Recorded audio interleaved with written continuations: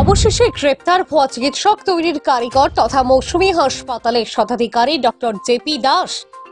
শিলচর মৌসুমী হাসপাতালের শতাধিকারী doctor JP দাসকে গ্রেপ্তার করতে সক্ষম হয়েছে শিলচর সদর পুলিশ। ডক্টর জেপি দাসকে চিকিৎসকের জাল ডিগ্রি বিক্রির অভিযোগে গ্রেপ্তার করা হয়েছে।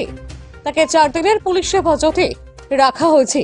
শীঘ্রই বেরিয়ে আসবে জেপি দাসের আসল নেটওয়ার্ক। দুর্নীতিবাজ জেপি দাস শুধু চিকিৎসা সেবা নিয়ে জালিয়াতি নয়, রয়েছে তার বিরুদ্ধে আরও অভিযোগ। সুদখোর দেহ ব্যবসার ঘাঁটি স্থাপন সহ অবৈধ বিভিন্ন ব্যবসার সঙ্গে জড়িত থাকার অভিযোগ রয়েছে ডক্টর জয়ন্ত প্রসাদ দাস ওরফে জেপি দাসের বিরুদ্ধে। মুন্না ভাই এমবিবিএস তৈরির কারিগর জেপি দাসের বিরুদ্ধে কাছাড় পুলিশ সহ আসাম রাজ্যিক মেডিকেল কাউন্সিল কঠোর ভূমিকায় অবতীর্ণ। এই ধরনের অপরাধীদের দৃষ্টান্তমূলক শাস্তির দাবি তুলেছেন একাংশ বৈধ চিকিৎসকরা। ভুয়া চিকিৎসকৰ বিৰুদ্ধে কাছাৰ আৰক্ষী অভিযান অব্যাহত আছে।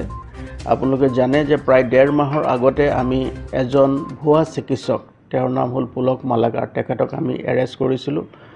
আৰু এৰেষ্ট কৰাৰ পিছৰে পৰাই আমি বিভিন্ন ধৰণৰ ইনপুট বা বিভিন্ন ধৰণৰ খবৰ যেতিয়া আমি পাবলৈ ধৰিলোঁ, তাৰ পৰা আমি বৰ্তমানলৈকে 13জন ভুৱা চিকিৎসকক জিলাখনত অবৈধভাৱে চিকিৎসা সেৱা আগবঢ়াই থকা এনেকুৱা ব্যক্তিক আমি বৰ্তমানলৈকে এৰেষ্ট কৰিছোঁ।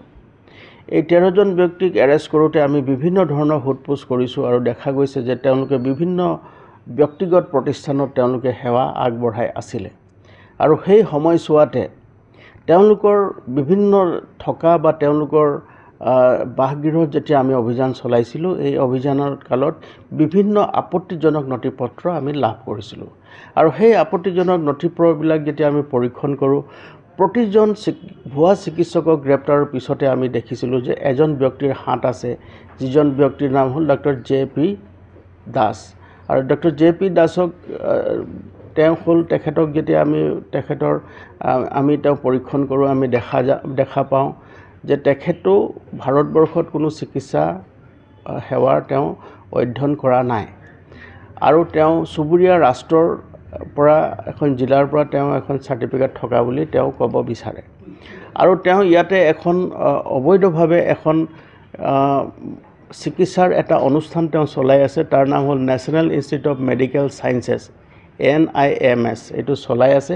আৰু তেখেতে ভুৱাভাৱে তেওঁ চিকিৎসকসকলক কিছুমান ভুৱা তেওঁ নথিপত্ৰ বা চাৰ্টিফিকেট তেওঁ প্ৰদান কৰে।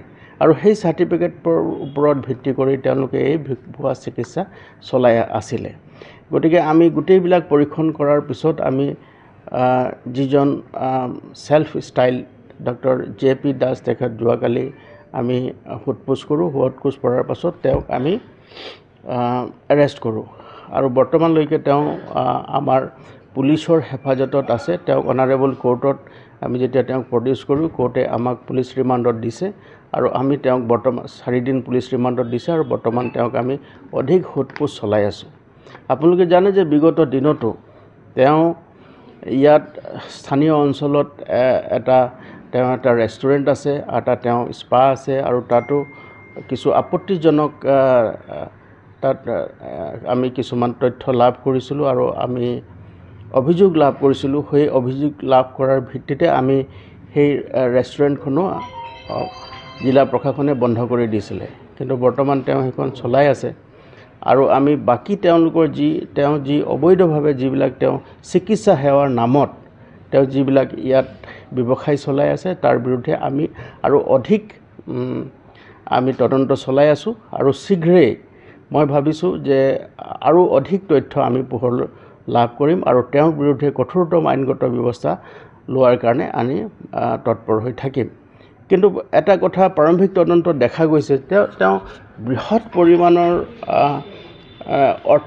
অৰ্থ লাভ কৰি তেওঁ এই ভুৱা চাৰ্টিফিকেটসমূহ তেওঁ প্ৰদান কৰিছিলে। আৰু বহুতো তেওঁ যুৱকক, কম শিক্ষিত যুৱকক তেওঁ এই ভুৱা চাৰ্টিফিকেটসমূহ প্ৰদান কৰি তেওঁলোকক এটা ভুৱা চিকিৎসা আগবঢ়াবৰ কাৰণে তেওঁ অনুপ্ৰাণিত কৰিছিলে। আৰু যি কাৰণে ইয়াত বৰ্তমানলৈকে 13জন আমি ভুৱা চিকিৎসকক গ্ৰেপ্তাৰ কৰিবলৈ সক্ষম হৈছোঁ। আৰু আমাৰ বৰ্তমান যি এই তদন্তত দেখা গৈছে যে ইয়াত আৰু বহুত সংখ্যক ভুৱা চিকিৎসক ইয়াত আছে আৰু তেওঁলোকে বৰ্তমান সময়ত পলাতক অৱস্থাত আছে আৰু তেওঁলোককো আমি আমি তেওঁলোকক তদন্ত চলাই আছোঁ আৰু শীঘ্ৰে তেওঁলোককো আইনৰ আওতাত আনি তেওঁলোকৰ বিৰুদ্ধে কঠোৰতম আইনগত ব্যৱস্থা ল'বৰ কাৰণে আমি তৎপৰ হৈ আছোঁ। নিউজ ডেস্ক ৰিপোৰ্ট যুব বিচিত্ৰা ডিজিটাল।